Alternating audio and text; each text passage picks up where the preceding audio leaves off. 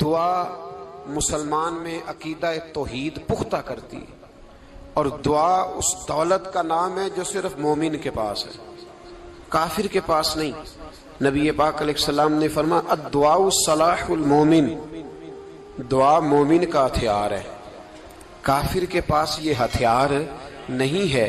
مومن جب اپنے مالک کے حضور دعا مانگتا ہے نا، دنیا میں آپ کسی سے زیادہ مانگے تو وہ ناراض ہو جاتا ہے، وہ کہتا ہے بھائی تو نے تو کام بنا لیا ہے، کل بھی دیا تھا، پرسوں بھی دیا تھا، روز روز تجھے کون دے؟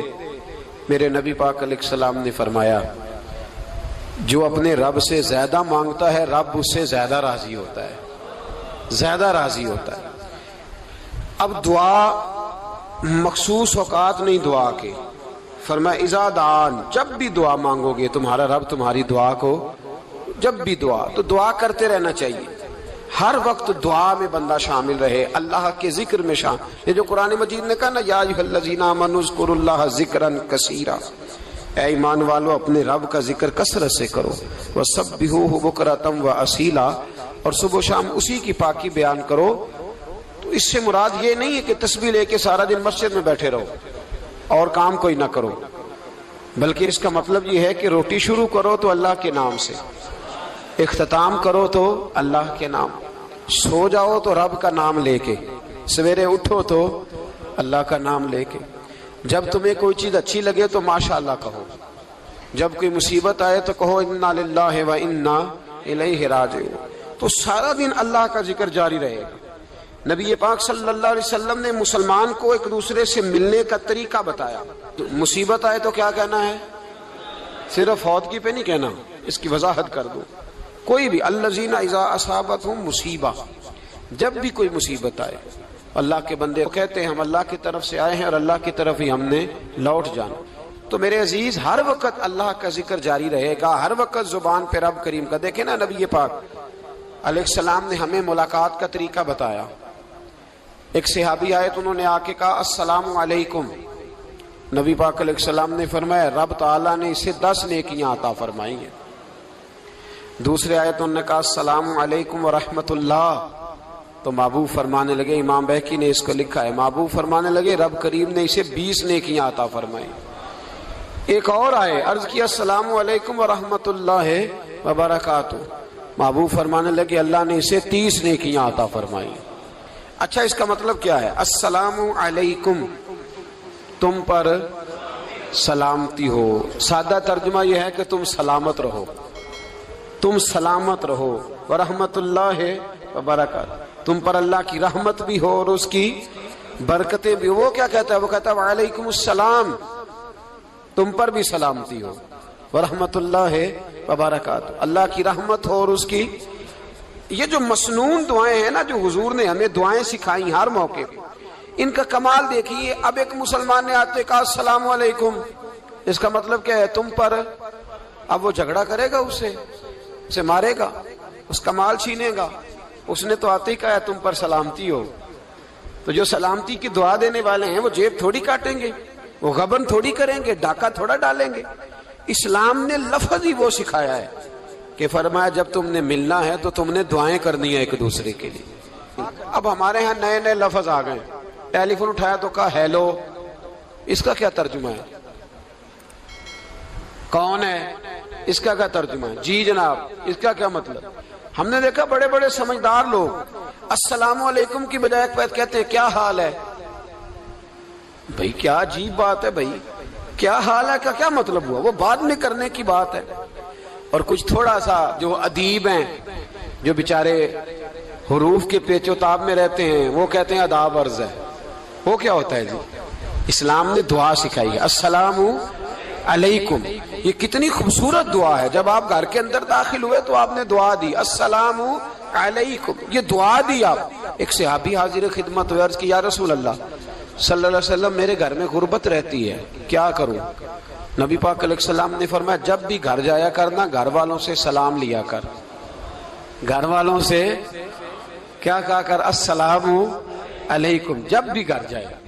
یعنی گھر آیا، اب گھر والوں نے بتایا کہ ماچس کی ڈبیا تو لے آؤ۔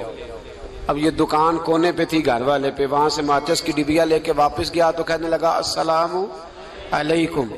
پھر گھر والوں نے کہا ہو بتانا یاد ہی نہیں رہا, چینی بھی ختم ہو گئی ہے. تو یہ پھر گیا چینی لینے, لوٹ کے آیا تو کیا کہا؟ جب اللہ چاہتا ہے تو کہے, جب اللہ کے رسول چاہتے ہیں تو کہے. اس کا ترجمہ یہ ہے کہ تو کہہ, تو سلام لے. اللہ رسول چاہ رہے ہیں کہ تو سلام لے تاکہ تیرے گھر میں سلامتیاں ڈال دی جائیں. تو فرمایا سلام لینی ہے تو نے, اور ساتھ تو نے اس طرح کرنا ہے کہ 3 دفعہ سورۃ اخلاص کو پڑھنا ہے. امام قرطبی نے اس کو لکھا ہے. اس نے کہا حضور غربت بڑی ہے, غربت بڑی ہے تو کہ وظیفہ بتائیں. فرمایا جب بھی گھر جاؤ سلام لو اور 3 دفعہ سورۃ اخلاص پڑھو. وہ صحابی کہتے ہیں میں پکا ہو گیا. اب وہ کچھ دنوں کے بعد, کچھ عرصے کے بعد, کچھ مہینوں کے بعد واپس آئے تو صحابہ کرام علیہم رضوان فرماتے ہیں ہماری خواہش تھی کہ یہ کچھ بیان کرے, اب بتائے جو وظیفہ لے کے گیا تھا اس کا رزلٹ کیا نکلا. کہتے اس نے بڑی حیرت انگیز بات کی, حیرت انگیز عجیب انداز میں. کچھ لوگوں کا دل ہوتا ہے نا کہ مجھے ملے میرے پڑوسی کو نہ ملے, اور کچھ کا دل ہوتا ہے یار مجھے بھی ملا ہے اور الحمدللہ میرے پڑوسی کو ملا ہے. تو صحابی جب حاضر ہوئے تو صحابہ کہتے ہیں ہمیں تجسس تھا کہ یہ کچھ بتائیں. تو حضور نے فرمایا کیا حال ہے تیرا؟ کہا یا رسول اللہ کمال ہی ہو گئی ہے حضور, میں جب بھی گھر جاتا ہوں سلام لیتا ہوں اور 3 دفعہ سورۃ اخلاص پڑھتا ہوں. میں تو امیر ہو ہی گیا ہوں, میرے تو ہمسائے بھی امیر ہو گئے. کتنا پیارا ہے یہ جملہ, کتنا حسن ہے. اتنا اچھا لفظ کسی اور کے پاس ہے ہی نہیں جو الفاظ ہمیں ہمارے رسول نے عطا فرمایا. اس کو اپنائیے, اس کو اپنائیے. یہ الگ بات ہے کہ لوگ مطلب کے لیے سلوٹ کر لیتے ہیں بڑا سارا, لیکن مطلب کے لیے نہیں. جس کو جانے اس سے بھی سلام لیں, جس مسلمان کو نہیں جانتے اس سے بھی. تو نبی پاک نے ہمیں مسنون دعائیں سکھائیں. رات کو جب سونے لگیں اللہ کے رسول صلی اللہ علیہ وسلم نے ہمیں دعا سکھائی. حضور نے فرمایا جب سونے لگو تو مسلم شریف میں فرمایا تم نے یہ دعا پڑھنی, اللہم باسمک اموت و احیا. تم نے کہنا اے اللہ میں تیرے نام پر مرتا ہوں اور تیرے نام پر جیتا ہوں. نبی پاک صلی اللہ علیہ وسلم نے ایک حدیث میں فرمایا کہ یہ جو نیند ہے نا یہ موت کی چھوٹی بہن ہے, یہ موت کا ایک حصہ ہے. جس طرح انسان سو جائے تو کوئی خبر نہیں ہوتی کیا ہو رہا ہے, بالکل وہ اٹھا ہے تو اس نے کہا ہو یہ کیا ہوا. سو جاتا ہے نا آدمی, اسے خبر نہیں ہوتی. اوہو میں نے تو 11 بجے اٹھنا تھا, یہ تو 3 بج گئے. اب اسے خبر نہ رہی. سوتے ہوئے لوگ چوری کر لیتے ہیں, بلکہ اس طرح بھی ہوتا ہے کہ آدمی نے گکھڑ اترنا تھا, وہ پنڈی سے آ رہا تھا لیکن وہ سویا ہوا تھا. آنکھ تب کھلی جب کاموں کی آ گیا تھا.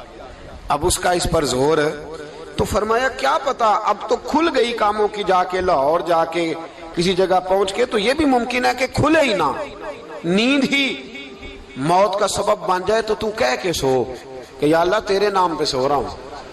اللہ کس نام پہ سو رہا ہوں یار. اگر ہم ان دعاؤں کا حسن سمجھے, مت اللہم باسمک اموت و احیا, یا اللہ میں تیرے نام پہ سوتا ہوں اور تیرے نام پر اٹھتا ہوں. گویا کہہ رہا یا اللہ میری نیند بھی تیرے فضل سے ہی ہے, اور اگر آنکھ کھل جائے تو وہ بھی تیرے فضل سے ہی ہے. کتنا اعلیٰ نبی پاک علیہ السلام نے انداز سکھایا. اور پھر بخاری شریف میں حدیث موجود ہے, فرمایا جب اٹھو تو کہو الحمدللہ الذی احیانا احیانا بعد ما اماتنا والیہ النشور. فرمایا جب تم سو کے اٹھو تو پھر کہو اے اللہ ساری تعریفیں تیرے لیے, تمام تعریفیں جس نے ہمیں موت کے بعد حیات دی, موت کے بعد.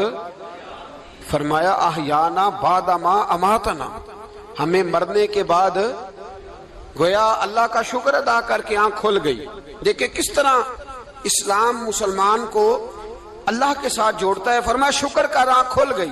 کہ یا اللہ تیرا شکر ہے تو نے موت کے بعد ہمیں دوبارہ حیات عطا فرمائی, یہ شکر ادا کرو. گویا تم یہ نہ کہنا کہ میں اٹھ گیا ہوں تو میرا کمال ہے, یہ نہ سمجھنا میں اٹھ گیا ہوں تو میں بڑا پابند ہوں, جب میں ارادہ کر لوں کہ میں نے 11 بجے اٹھنا ہے تو پھر میں اٹھ جاتا ہوں. یہ نہ کہنا کہ یہ الارم بڑا اچھا ہے, یہ مجھے اٹھا لیتا ہے. ذہن کے اندر خیال کر کہ نیند تو موت کی طرح تھی, یہ جو میں اٹھ گیا ہوں تو اپنے رب کے فضل سے اٹھا ہوں. جو میں اٹھ گیا ہوں, جو ابھی اٹھے ہیں وہ تو بول دینا کم از کم کہ میں اپنے رب کے فضل سے اٹھ گیا. تو دعا سکھائی. پھر دیکھیے نبی پاک صلی اللہ علیہ وسلم نے فرمایا جب تم بیت الخلاء میں جاتے ہو نا, واش روم میں جاتے ہو, تو گندی چیزیں ہوتی ہیں وہاں، شیطان ہوتے ہیں، جنات ہوتے ہیں، یہ گندگی پہ ہوتے ہیں۔ جب تم واش روم جاؤ، بیت الخلا جائے، تب بھی دعا مانگو۔ کیا دعا مانگو؟ وہ دعا بھی نبی پاک صلی اللہ علیہ وسلم نے ہمیں تعلیم فرمائی اور بخاری میں ہے، کہا پڑھا کرو، اللہم انی اعوذ بک من الخبث والخبائث۔ کہو اے اللہ، ناپاک چیزوں سے میں تیری پناہ مانگتا ہوں، وہ نر ہوں یا مادہ ہوں۔ اللہ میں تیری پناہ مانگتا ہوں۔ واش روم کے اندر بہت ساری بری چیزیں ہوتی ہیں، جوان میری بات پر توجہ فرمائیں، وہاں بہت ساری گندی چیزیں ہوتی ہیں۔ انسان کئی دفعہ واش روم میں جاتا ہے، اسے وسوسے زیادہ آتے ہیں، یہ نوٹ کریں میری بات کو۔ اصل میں نا ہم بات ڈھونڈ رہے ہیں علاج اپنی بیماریوں کا، حالانکہ علاج تو سارا مدینے والے رسول کے پاس موجود ہے، محبوب کے پاس ساری دوائیاں ہیں۔ تو نبی پاک علیہ السلام دیکھیں نا، انسان واش روم میں جاتا ہے، اسے وسوسے آتے، برے خیالات آتے، وہ گناہ کی طرف کئی دفعہ مائل ہوتا ہے، تو کہا تو دعا پڑھ کے جا، اللہم انی اعوذ بک، یا اللہ میں تیری پناہ مانگتا ہوں، من الخبث والخبائث، ہر خبیث اور بری چیز سے میں تیری پناہ مانگتا ہوں، وہ نر ہو یا یار کتنا عظیم دین ہے، کتنا عظیم میرے مصطفیٰ کریم کا وہ والا دین ہے۔ اصل میں اللہ کرے بی اے پاس بچے کو بیت الخلا کی دعا بھی یاد ہو جائے، ایسے یاد ہو جائے، اور اس کے ماں باپ سمجھ لیں کہ جوان ہو گیا ہے، تو اب ہو سکتا ہے اس کی طرف شیطان حملہ زیادہ کرے، اسے خراب کرنے کی کوشش کرے، تو لہٰذا اسے دعا سکھائی جائے تاکہ اس کو پہلے سے پتا ہو کہ میں نے اس بے ایمان سے بچنا کس طرح سے۔ اب آپ دیکھیے نبی پاک علیہ الصلوۃ والسلام نے ہمیں دعا سکھائی، مصنف ابن ابی شیبہ میں۔ کون سی دعا؟ واش روم سے نکلنے کی۔ اللہ اکبر، بڑی زبردست دعا ہے، بڑی زبردست۔ آپ یقین کریں اس ایک ایک دعا پر ایک ایک پورا بیان ہو سکتا ہے، ایک ایک۔ یہ اس لیے نہیں میں کہہ رہا کہ میں کوئی عالم فاضل آدمی ہوں، آپ کہیں گے کہ بتا رہے ہیں میں بڑا پڑھا لکھا ہوں، صرف یہ عرض کر رہا ہوں کہ اس کے فوائد پر، ثمرات پر جو اللہ تبارک و تعالی امت کو دیتا ہے، ان دعاؤں کی جو فضیلت حدیثوں میں آئی، اور پھر جو اس کے فوائد ہے، اگر اس پر بات کروں تو ایک دعا تقاضا کرتی ہے کہ اس پر پورا ایک لیکچر ہونا چاہیے۔ دیکھیے آپ واش روم سے نکلے، دعا کیا ہے؟ دعا کے لفظ کے الحمدللہ الذی، ایک حدیث میں لفظ ہے غفرانک، غفرانک، اے اللہ میں تجھ سے بخشش چاہتا ہوں۔ اور جو مشہور اور معروف ہے مصنف ابن ابی شیبہ کی روایت، فرمایا الحمدللہ الذی اذھب عنی العذاب وعافانی، فرمایا اے اللہ تیرا شکر ہے۔ واش روم سے نکلا ہے تو کہہ رہا ہے یا اللہ تیرا شکر ہے، تو نے مجھ سے اذیت دور کی، وعافانی، اور تو نے مجھے عافیت عطا کر دی، اذیت دور کر دی اور عافیت۔ بولیے، واش روم سے نکلا ہے تو کیا کہتا ہے؟ یا اللہ تیرا شکر ہے، تو نے مجھ سے اذیت دور کر دی اور مجھے عافیت۔ ڈاکٹر حکیم ہومیوپیتھک ایک چیز پر متفق کم ہوتے ہیں، پتہ ہے نا آپ کو، لیکن اس بات پر سب کا اتفاق ہے کہ اگر کسی کو قبض ہو جائے نا تو شاید 70 یا 72 بیماریاں لگ جاتی ہیں اس کو۔ اور جب آدمی کو قبض ہوتی ہے نا، پیٹ کے اندر فضلہ جم جاتا ہے، خارج نہیں ہوتا، اس کو اعصاب کی بیماری ہوتی ہے، اس کے ذہن پر اثر ہوتا ہے اس چیز کا۔ آپ یہ مت سمجھیں کہ کھانا کھانا ہی ایک کمال ہے، اللہ نے یہ بھی نعمت بنائی ہے کہ کھانا جب خارج ہوتا ہے تو وہ بھی اللہ کا بہت بڑا احسان ہے۔ تو فرمایا تو سمجھا ہی نہیں، اگر تجھے قبض ہو جاتی، تیرے پیٹ کے اندر وہ چیز جم جاتی، تیرے لیے کتنی تکلیف کا باعث تھی۔ ان لوگوں سے پوچھئے جو اس کے بیمار ہیں، اس کے مریض ہیں، وہ کتنی تکلیف میں رہتے ہیں، سر میں درد ہوتا ہے، سر چکراتے ہیں۔ ایک بہت بڑا روڈ ایکسیڈنٹ ہوا تو ڈرائیور سے لوگوں نے پوچھا کہ مسئلہ کیا ہے، تو کہنے لگا میں قبض کا مریض ہوں، تو میں کھانا کھا لیتا ہوں تو میرے ذہن پر وہ اس قدر زیادہ گیس کا غلبہ ہوتا ہے کہ میں سخت تکلیف میں ہوں۔ نبی پاک علیہ الصلوۃ والسلام نے ہمیں سمجھایا اور بتایا کہ سمجھ لو یارو، کھانا کھانے کی نعمت تو اللہ نے تمہیں عطا فرمائی ہے، لیکن کھانا کھانے کے بعد اس کا اخراج بھی اللہ کی بہت بڑی نعمت ہے، تو اللہ کا شکر ادا کرو۔ پھر جب آپ گھر سے نکلیں گے تو بھی اس کی دعا ارشاد فرمائی، بسم اللہ توکلت علی اللہ، اللہ کے نام